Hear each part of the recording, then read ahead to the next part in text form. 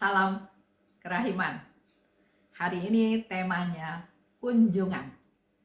Kita lihat nanti dari nomor 224. Kalau bicara tentang tema hari ini, kunjungan, sebetulnya Suster Faustina menghabiskan waktu luangnya dengan cara mengunjungi Yesus dalam sakramen Maha Kudus sambil berlutut. Dia berkali-kali selalu memanfaatkan waktu luangnya bukan untuk hal-hal yang tidak ada gunanya ya, tapi dia pergi ke sakramen Maha Kudus, dia berdoa, dia bertemu dengan Tuhan sambil berlutut. Dan di ruang sakramen Maha Kudus itu dia minta kekuatan dan cinta yang semakin besar untuk Tuhan. Minta bahwa dia ingin punya cinta yang semakin besar.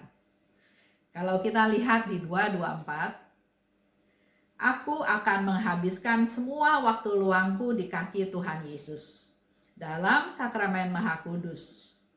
Pada kaki Yesus aku akan mencari terang, penghiburan, dan kekuatan. Sekali lagi, dia datang ke sakramen Maha Kudus untuk mencari terang, mencari pencerahan, mencari penghiburan dari Tuhan, dan juga kekuatan. Tanpa henti, aku akan mengungkapkan rasa syukurku kepada Allah karena kerahimannya yang besar kepadaku. Dia ungkapkan tanpa henti ya, apa yang dia rasakan, apa yang dia terima dari Tuhan, apa yang ya dia alami semuanya, karena dikatakan dia mau ungkapkan rasa syukurnya. Syukur Tuhan, saya masih diberi hidup. Syukur Tuhan, kalau saya harus sakit pun saya bersyukur. Dan saya mau mempersembahkan sakit ini sebagai doa silih untuk mereka yang membutuhkan. Bersyukur Tuhan, walaupun saya masih sakit, tapi saya masih bisa menerima komuni. Bersyukur saya masih bisa berdoa untuk memenangkan jiwa-jiwa. Bersyukur masih bisa melihat matahari. Bersyukur karena masih ada support dukungan dari suster-suster sekitar. Bersyukur juga karena dia dikirim ke rumah sakit oleh Mudar. Jadi kalau kita mau gali, banyak sekali yang kita bisa katakan kepada Tuhan, bersyukur, saya bersyukur Tuhan. Termasuk juga kalau ada orang yang bersalah kepada kita, tanggapan kita kan, waduh, orang itu menyusahkan saya, orang itu membuat saya rugi. Tapi bisa juga berpikir sebaliknya, dia berdosa pada saya, dia bersalah pada saya, inilah kesempatan saya untuk memaafkan dia, untuk mengampuni dia, untuk menyalurkan kerahiman yang sudah saya terima, untuk saya salurkan kepada orang lain dengan cara memaafkannya, mengampuninya, memakluminya. Bisa kita lakukan banyak hal.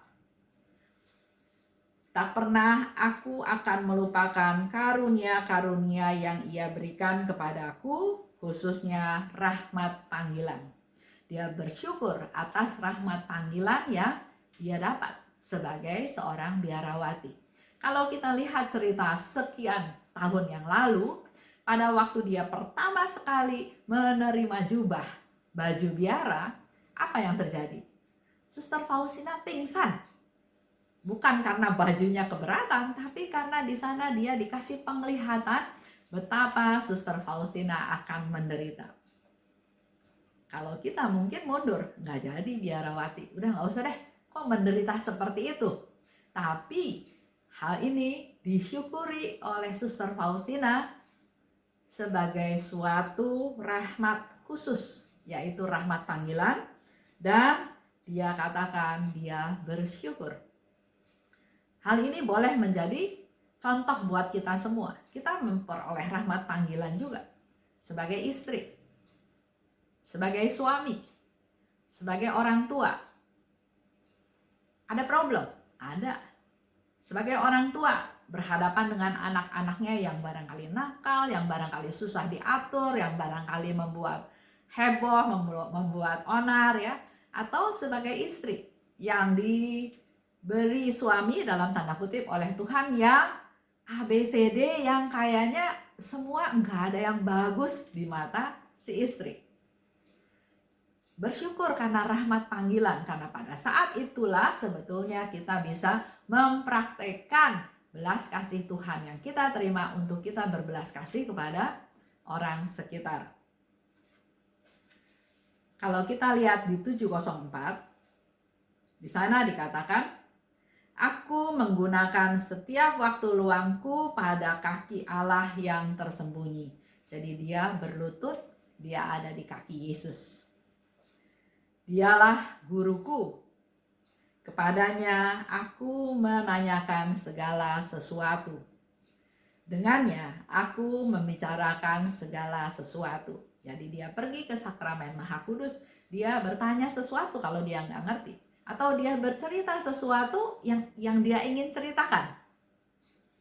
Di sini aku mendapatkan kekuatan dan terang. Di sini aku mempelajari segala sesuatu. Di sini aku diberi terang untuk mengetahui bagaimana berlaku terhadap sesamaku. Sejak saat aku meninggalkan novisiat, aku telah mengurung diri di dalam tabernakel bersama Yesus guruku. Ia sendiri menarik aku ke dalam api kasih yang bernyala-nyala, tempat semuanya berpusat. Itu satu pengalaman yang dialami, yang di-sharingkan oleh Suster Faustina buat kita semua. Dia meninggal, jadi setelah selesai masa novisiat, dia sudah mengambil satu keputusan, satu kesimpulan bahwa dia akan mengurung diri di dalam tabernakel bersama Yesus.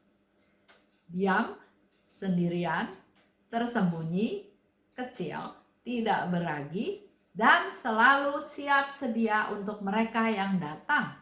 Mohon pertolongan, mohon bantuan, mohon kekuatan dengan segala macam permasalahannya, selalu siap untuk menolong.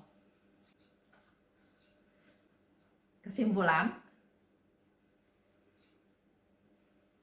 menghabiskan waktu luang di dalam Sakramen Maha Kudus, di bawah kaki Yesus.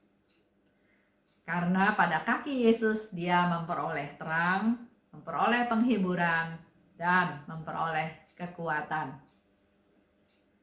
Dia bersyukur untuk rahmat khusus yang dia terima, yaitu rahmat panggilan. Kita semua juga punya rahmat panggilan. Masing-masing ya, berbeda-beda. Syukuri, jangan pernah menyesal, tapi syukuri. Dengan bersyukur, maka Tuhan akan terus mengalirkan rahmat-rahmatnya untuk kita. Yang keempat, dikatakan oleh Suster Faustina, Yesus adalah guruku. Kepadanya aku bertanya segala sesuatu, dan dengannya aku membicarakan segala hal. Keempat, kelima ya. Sejak meninggalkan masa novisiat, dia mengambil satu keputusan.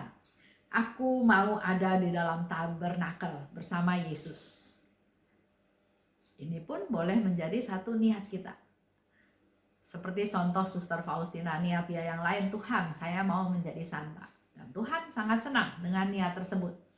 Dan Tuhan akan berusaha untuk supaya kita mampu jalan ke arah sana. Dia mau mengurung diri di dalam tabernakel bersama Tuhan Yesus. Mau rendah hati, mau melakukan penyangkalan diri, dia kecil, dia tidak berguna, dia papa, dan segala hal yang dia punya, dia hebat, bukan berasal dari dia, tapi semuanya semata-mata karena karunia Tuhan. Dan kalau kita bisa masuk ke dalam posisi tersebut, hidup ini akan jauh lebih nyaman, lebih menggembirakan, lebih membahagiakan. Karena kita tidak punya target tinggi-tinggi, maka Bapak Ibu akan terhindar dari stres kalau target-target itu tidak bisa dicapai. Terima kasih. Salam kerahiman.